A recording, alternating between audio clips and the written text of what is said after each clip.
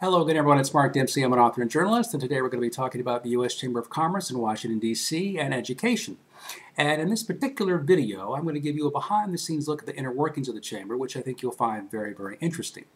But before we get to that, I want to tell you about a statement that the President and CEO of the Chamber, what he had to say about America's competitiveness in the 21st century.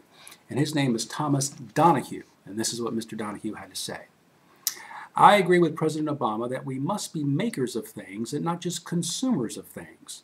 But in order for us to make things, whether we are talking about nanotechnology, green energy, or life-saving medical devices, we must have people who possess the skills to do the work. Well, Mr. Donahue is absolutely correct. We have to have a skilled labor force in order to be competitive in the 21st century, or I guarantee you other countries will simply overtake us. But that simply is not going to happen, because our education system is letting us down day after day after day. And I want to give you some numbers that are both eye-opening and sobering that will support my point of view. Let me just tell you what they are.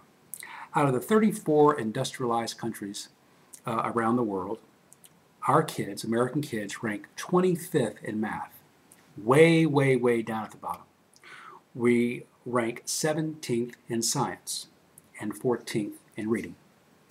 And with numbers like these, I assure you that America will not be able to compete in the 21st century with other countries. America the beautiful won't be so beautiful if its kids can't read and do math and science. And it's not just math and science that need to concern us here. Because, let me give you an example. A company like Verizon, I mean, they employ thousands and thousands of people. They've got tons of resources. But for every 13 people they interview for an entry-level customer service job, they only hire one person. Why is that? Because the other 12 did not have the communication skills necessary in order to do the job. And that's how serious it is. The private sector, business, must step up to the plate. They must do something, they must do a lot more than they're doing now in order to try to address this problem. Now, some time ago, the Chamber of Commerce supported the movie Waiting for Superman. And this movie was about how horrible our education system was, how deplorable it was, and they really laid the blame for the most part at the foot of teachers' unions. And you know what? They're right. Teachers' unions do bear a lot of responsibility in why our education system is so screwed up. But after reading this statement, and after looking at statements that Liz Reilly had made concerning the movie, because the U.S. Chamber of Commerce, what they did in order to promote the movie, they had Liz Reilly go out to various chambers and business groups, etc., to say, look, this is a big problem. The Chamber of Commerce really cares about it. They care about education, and we need to do something about it. It was a call to action. At least that's what I thought it was after reading their statements. So what did I do? I gave Liz Reilly a call. I left a voicemail message for her, and I said, hi, my name is Mark Dempsey. I'm an author and journalist.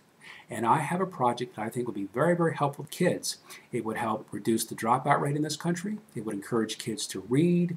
It would reach out to minority communities. It would give kids a love for learning, and on and on. Lots and lots of positives, and it would involve the business community, because I believe the business community has the solution to making these numbers a lot better than they are. Okay, well, on November the 24th, Liz Reilly gave me a call back.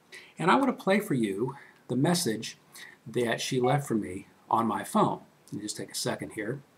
And, okay, just a second. And this is what Liz Reilly had to say. You have one first saved message. Hi, Mark. This is Liz Reilly with the U.S. Chamber, returning your call. Would love to talk with you a little bit more about Superman and the education reform stuff that we are doing. I will be out for Thanksgiving and then actually in Denver on Monday and Tuesday for our Superman events. So I'll be back in the office next Wednesday. If you'd like to give me a call, it's 202-463-5428. Or if you'd like to send me an email, my email is lreilly, R-E-I-L-L-Y, at uschamber.com, and we can maybe get something scheduled for Wednesday or a little bit later in the week next week. So I hope you had a great Thanksgiving. Talk to you soon. Thanks, Mark. Okay, so that's what Liz Reilly at the Chamber of Commerce had to say. Now you notice that she opens up by saying that she's interested in wanting to talk to me about what they're doing with Superman and some of the reform efforts. Did she ever once say, hey, I'd like to talk to you about your project to help kids? Not once. You see, what Liz Reilly did, she committed what's called a cognitive error. She heard my voice message, but she did not listen to the message because what she heard was, I'm an author and journalist. And what her focus was, she wanted to get some free publicity for the Chamber concerning their efforts with the movie and their reform efforts. But she never, ever, ever mentioned my project in that voice message, okay? Okay, so I give Liz a call a few minutes after she leaves that message on the 24th, all right? And I say, hi, my name is Mark Dempsey. Here I am. I'm glad you returned my call. And she goes right into it. And she says, well, I guess you want to talk to me about Superman and what we're doing here. And I said, no, Liz, that's not really what I want to talk to you about at all. I wanted to talk to you about a project that would involve the business community that would help kids and that would help educators and that sort of thing. That will be something very different and innovative than what has been tried in the past. Didn't want to talk about it. Now, she said per her voice message that she could talk to me next Wednesday. Remember now, it's the 24th. Next Wednesday is the 1st, only a few days. She could talk to me about what they were doing. But when it came time to talk about my project that would help kids, she told me that she couldn't talk about it right now, that I would have to wait till after Christmas, almost a month, to talk to her about it. You see, what is Liz Reilly's focus? Free publicity. What's my concern? Helping kids, helping educators. You see the difference? Okay? People always respond to what they care about. And what Liz Reilly cared about in that particular phone message was getting free publicity. People always ask questions about what they're concerned with. Did Liz Reilly ever ask me one question at all about my project to help kids?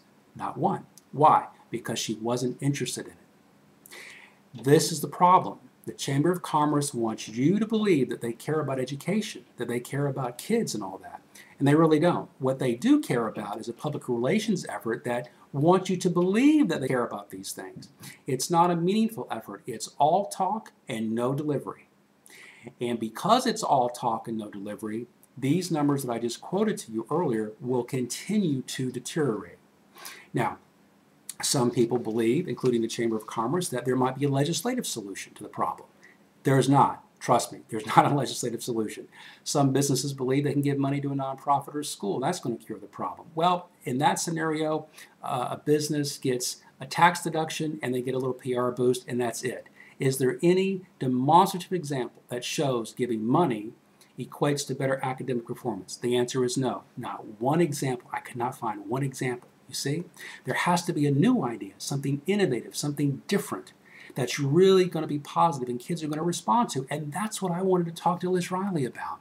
But Liz Reilly wanted to talk about publicity for the Chamber, something small. I wanted to talk about the future of our country, something large, which I thought the Chamber of Commerce would be interested in. But they weren't. You see, remember, people always respond to what they're interested in. Okay? It was an education contacting the Chamber of Commerce. I guess I was a victim of their own public relations. It was disappointing and it was disheartening because I truly believed that they cared about these things. I wanted to believe that because the business community needs to do something and they need to do it right now because this is about America's future. This is not about promoting a movie. That's what this is about. This is about our kids, and business needs to take an interest. And they need to do that right now. Anyway, my name is Mark Dempsey. I'm an author and journalist. And if you'd like to contact me directly, you certainly are welcome to. My email address is markd112@yahoo.com. That's markd112@yahoo.com. And thanks so much for listening.